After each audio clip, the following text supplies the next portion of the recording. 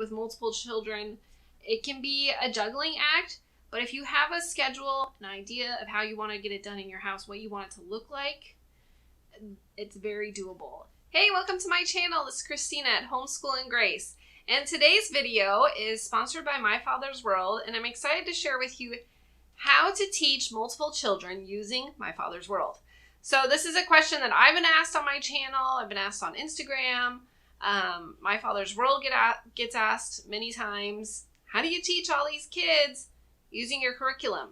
And so today I'm going to share with you how you do that, or at least how I've done it and how My Father's World explains how you can do it at home. So to start out with, I wanted to share that I'm homeschooling 5 kids right now. I have 5 children. So I'm homeschooling all 5 of them, and I'm using all My Father's World. So for my oldest 3 who are in the family cycle, that's I have a 7th grader, a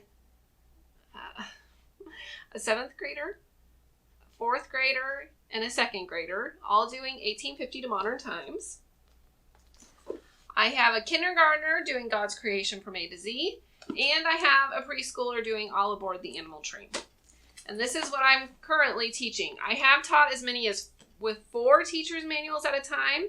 It can be challenging, and it's going to be challenging teaching a lot of kids.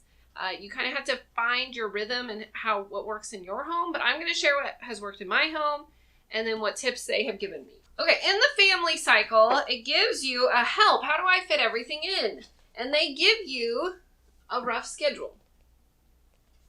What My Father's World recommends is starting at 8 a.m. You're doing your hymn study. Now this is only for the family cycle, so I'll explain how you fit in all the other curriculums, but we'll start with this one. 8:05 to 8:20, we're doing Bible. 8:20 to 8:30, Bible verse. 8:30 to 8:45, spelling. 8:45 to 9:05, English and writing. You get a 15-minute break. 9:20 to 9:55 is history. The parent reads aloud, activity, notebook. 9:55 to 10:10, book basket, a 10-minute break. 10:20 to 10:40, science. Not every day, maybe longer some days. 10:40 to 11:10, reading. Another 10-minute break. 11:20 to 11:35, art and music. 11:35 to noon, foreign language, any uncompleted work. Then it says adapt this schedule and allow more time for a 7th or 8th grader. And so they've changed it a little bit. Each teacher's manual in the family cycle, it's changed a little bit because even this one says this year for variety, math is scheduled right after lunch. On days with afternoon plans, try to finish math in the morning. Then you have lunch. They even give you ideas for like checking in and making sure their rooms are cleaned up. They can eat lunch. Once their bed is made and the floor is cleaned up, they give a set window time for lunch from 12 to 12:30. This speeds up the room cleaning time. Everyone helps prepare a quick lunch of sandwiches or leftovers, helps clean up. We also have our Saturday room inspection that is more thorough. At that time, we give any help needed so that a child has an organized and clean room to start the week on Monday. Math for older students may need more time, so that's 12:30 to 1:15. So they're scheduling it this year for after lunch. Afternoon can be free time, and they give when everything has been completed on their lists, so their responsibilities. So I think I listened to it. David Hazel had done a homeschooling conference, and I remember him talking about like they always had this whiteboard, and that they would put all the kids like names or something on it and like what had to be completed, and I think this is what it's talking about. So yeah, because it's written on the whiteboard each day what their responsibilities that needed to be completed.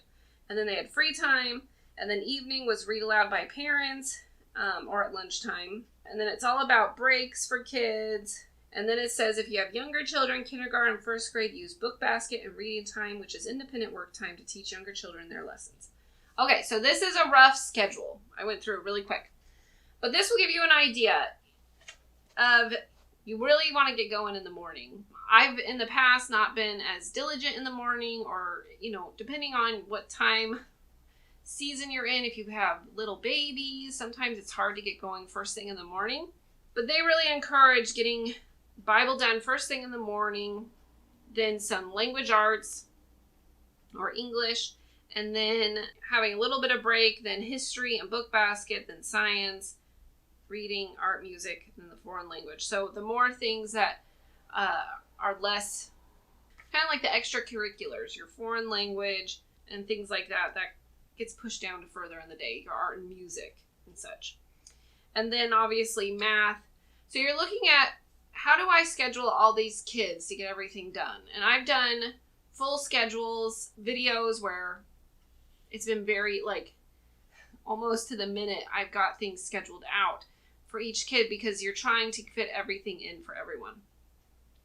And depending on where your kids are at, I find it hardest when they're first learning to read, because they really need so much focus time from you. Once they're reading, you can really set them up and they can do independent work to the best of their ability.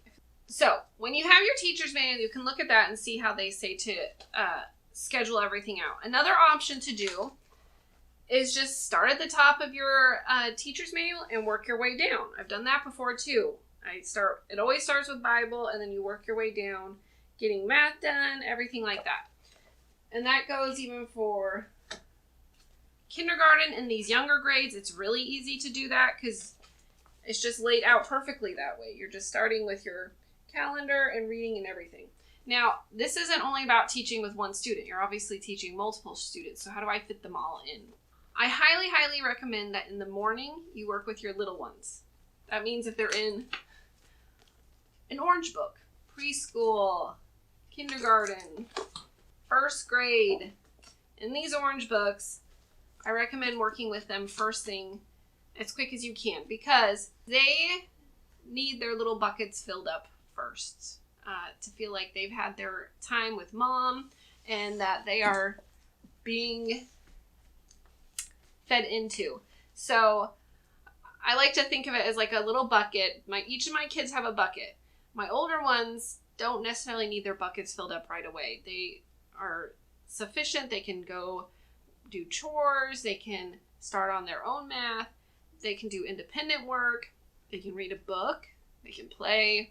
But they don't need me right away in the morning. My little ones, it's immediate. Mommy, mommy, mommy, I want to tell you everything about everything. And it's only 8 a.m. or 9 a.m. And I'm so excited to tell you everything. So I recommend do breakfast. Maybe what we do is we do breakfast, Bible time together. Everyone's at the table eating their breakfast. Their hands are busy eating. And we do Bible together. Now it's for my oldest, the family cycle. If you don't have any in the family cycle, you could do your first grade Bible time with everyone. Or you can do the kindergarten Bible together. But you do it all together. And then we move on to, I start working with my littles. So my preschooler, I will tend to kind of change each day who gets to go first between my littles, but I try and keep it consistent so that they each feel like they got to go first. So I'll start with my preschooler and we'll work through her book. Now it's so simple. I don't have to create the wheel. And it tells you you're doing together time and story time. There's surprise time. And then there's outside and cleanup time. And that's it. So they typically will each month have something new that they're learning to clean up. I've got so many notes in this one because it's been used with so many kiddos.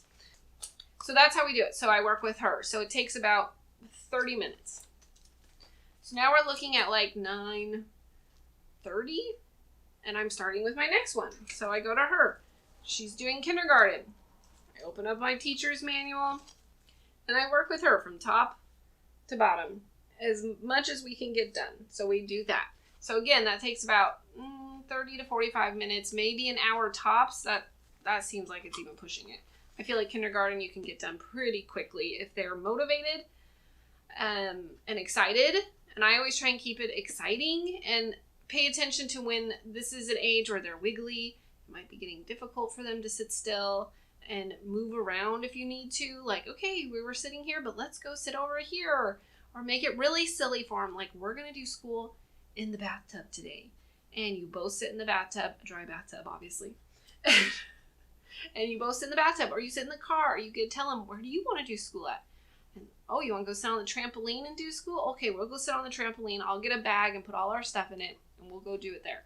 And just make it fun for them, because you want learning to be fun and not tedious in kindergarten. Okay, so if you have an older one that's in first grade, you would do it then. the same time. Typically, you won't have kindergarten, preschool, and first grade. If you do, that's a lot of work. And I will say, there were some questions asked to David Hazel about, can you combine kindergarten and first grade? And he says, yes, you can.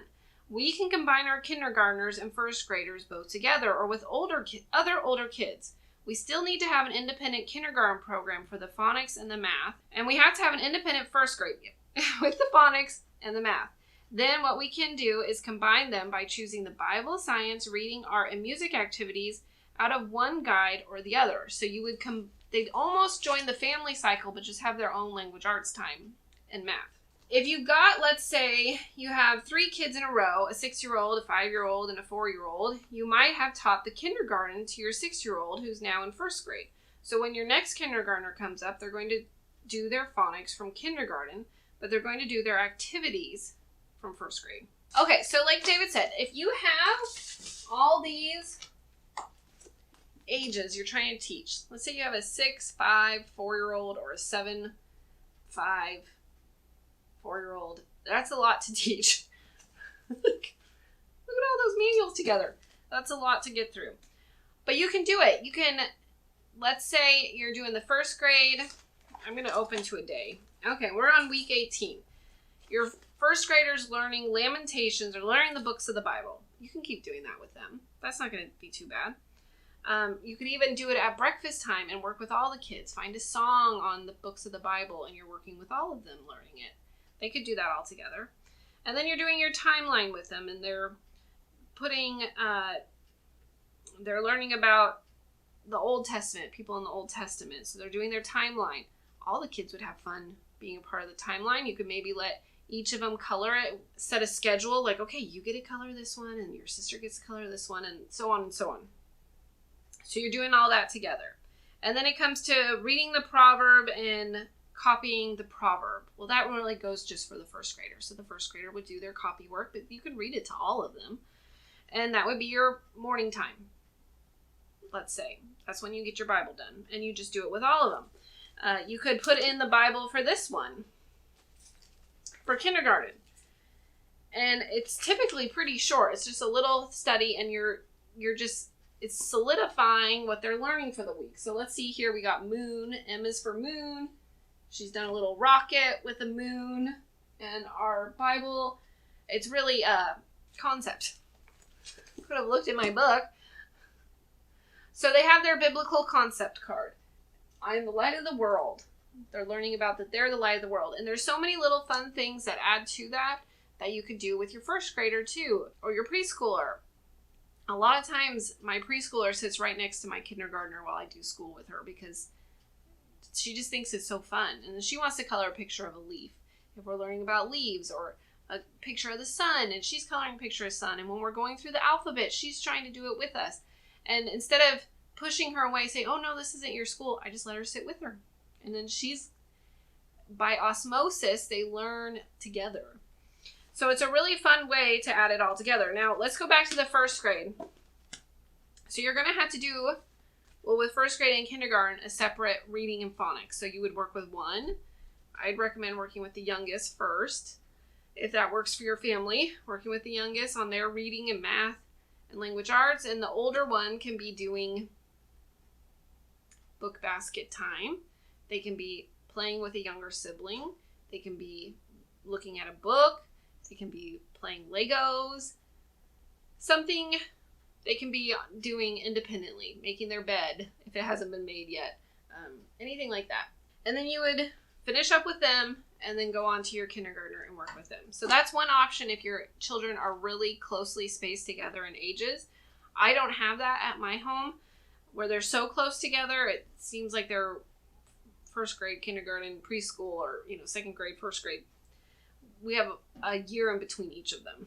So that's if they're close together in age. If they're farther apart in age, you really have the family cycle, which is going to make it a lot easier because as they get older and they're all together, you can space it together. Now, what if your kids are so far apart in age and it makes it difficult?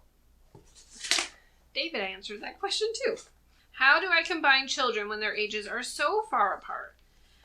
Children that are more than 5 years apart can create the biggest challenge, especially if the oldest child is not one that enjoys younger children. In that case, we suggest you make it an independent program. But what we often do is use the older to teach the younger as a part of their daily assignments. They have the ability to teach, and actually they learn more by teaching. There might be activities that seem too immature for a 7th or 8th grader. The 7th and 8th grader doesn't have to necessarily participate in those. They could be doing their independent science during those activities because they have independent science at that grade level now. The key is a younger child might only color a picture and write a sentence or two. An older child should be writing a report. So in Exploring Countries and Cultures, it clearly says the older children have to write 18 two-page reports for all the different countries. They have to pick 2 countries, and they have to write a standard kind of research paper on 2 of the countries, where the younger kids are just filling in their student material and student sheets. So if you have a junior higher, let's say, 7th or 8th grader, and then you have a 3rd grader, well, their work is going to be vastly different. You're going to expect more from your older student than you do from your younger student. And that's what we have found in our own home. My older student can definitely write her own thoughts on assignments. If they have to do an outline of some sort, she can do it independently. Where with my youngers, I might be having to write it with them so that they can copy you. They're just copying, but they're dictating to me what they're wanting to say, and then they copy what they've just said. Or they're copying from a card, or their sentences are just more simple. And it's only a few sentences as opposed to a 2-page paper.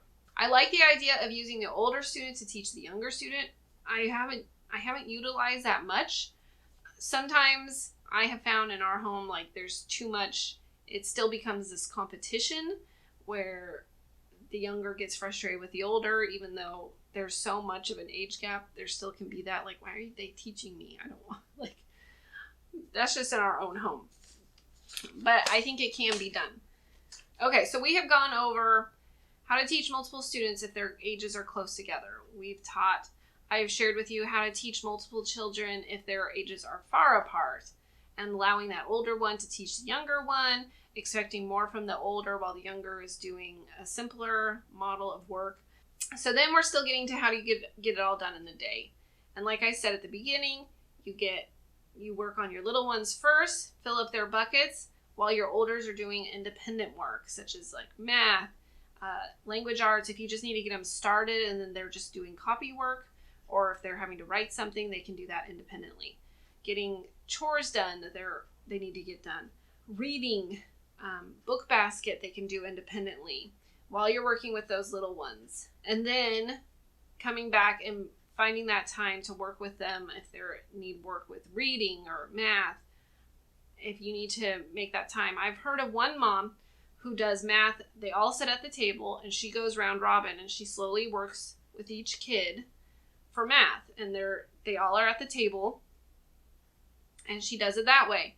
And so they all get their math done at the same time, and then she'll pull out like spelling or something, and she works with one student while the others wait and they can color or play with Legos or something, and then she moves to the next student.